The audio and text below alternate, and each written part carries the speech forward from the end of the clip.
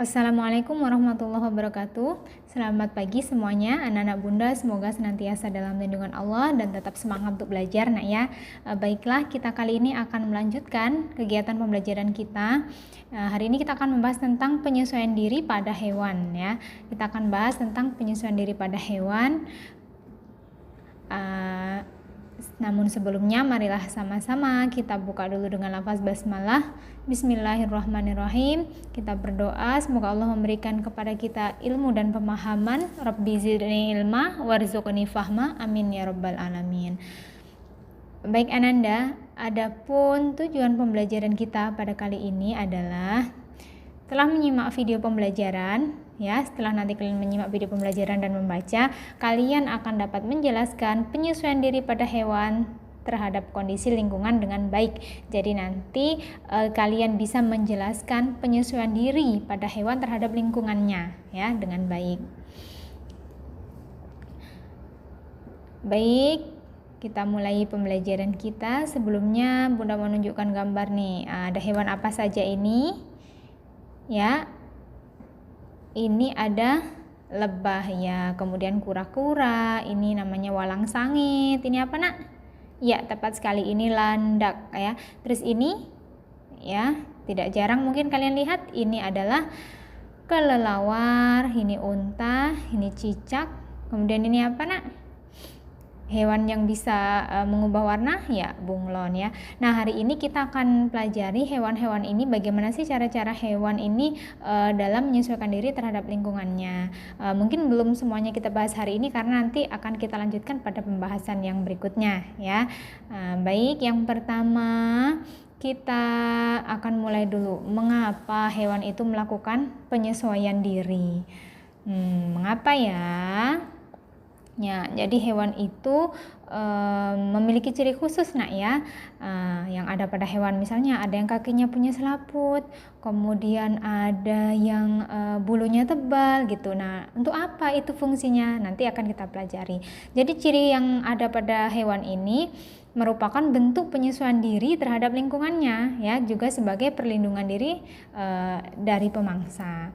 Hewan itu melakukan adaptasi atau penyesuaian diri baik dari bentuk tubuh maupun tingkah lakunya, ya, itu tentunya memiliki tujuan, yaitu untuk memenuhi kebutuhan hidup seperti makan, minum, berkembang biak, melindungi diri dari musuh, sehingga nanti dia akan bisa mempertahankan jenisnya. Jadi itulah mengapa hewan itu melakukan penyesuaian diri ya. Baik, yang pertama kita akan bahas mengenai kelelawar. Nah, kelelawar, apa aja sih ciri khusus yang ada pada kelelawar? Yang pertama, dia memiliki daun telinga yang lebar sehingga memudahkan untuk menangkap gelombang bunyi ya. Kemudian yang kedua, selaput pada alat gerak bagian depan memudahkan kelelawar untuk terbang. Jadi ada selaputnya yang memudahkan terbang. Dan kelelawar ini memiliki kemampuan ekolokasi. Apa itu ekolokasi? Yaitu kemampuan melancarkan dan menerima pantulan gelombang yang frekuensinya tinggi atau yang kita sebut dengan ultrasonik ya, untuk mendeteksi adanya pergerakan mangsa atau mengidentifikasi suatu objek. Gitu. Jadi dia punya kemampuan untuk menerima pantulan gelombang bunyi ya, yang frekuensinya tinggi, yang berguna untuk mendeteksi adanya makanan kah, ataukah ada mangsa ya di depan, atau untuk mengidentifikasi sesuatu. Selanjutnya ini apa? Bebek ya. Nah, bebek, apa sih ciri khusus bebek? Paruhnya seperti ini. Fungsinya untuk apa sih? Nah, yang pertama, bulu yang dilapisi minyak ya, bulunya ini dilapisi minyak berfungsi agar tidak basah saat berenang, karena sesuai dengan tempat dia mencari makan ya, biasanya di mana? Di tempat-tempat yang berair ya, di sungai ya gitu. Terus paruhnya itu pipih dan lebar nih, paruh yang pipih dan lebar untuk memudahkan mencari makan di air dan di lumpur. Kakinya pun berselaput ya. Nah, ini ada selaput-selaputnya. Ini untuk memudahkan apa? Saat dia berenang dan berjalan di lumpur. Jadi ini ciri khusus yang dimiliki bebek dan fungsinya. Selanjutnya ada unta. Yo, siapa yang udah pernah nih naik unta? Nah, unta apa yang terbayang kalau saat melihat unta atau saat mendengar unta? Pasti punuk ya. Nah, punuk bunda, terus hewan yang di padang pasir bunda. Iya benar. Jadi yang pertama kita lihat ciri khususnya ini bulu matanya nih panjang dan lebat ya. Karena dia hidupnya di padang pasir kan ya, di gurun. Tentu kalau ada angin pasir itu berterbangan. Jadi ini berfungsi untuk mencegah pasir masuk ke dalam matanya. Itu yang pertama. Yang kedua, rambutnya yang tebal dan berwarna. Ya, warnanya terang itu untuk melindungi tubuhnya dari panas pada siang hari, dan kalau malam hari dia berfungsi untuk menghangatkan tubuhnya.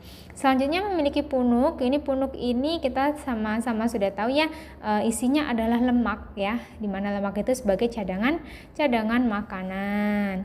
Kemudian memiliki perut yang sangat besar untuk menyimpan makanan ya dan air.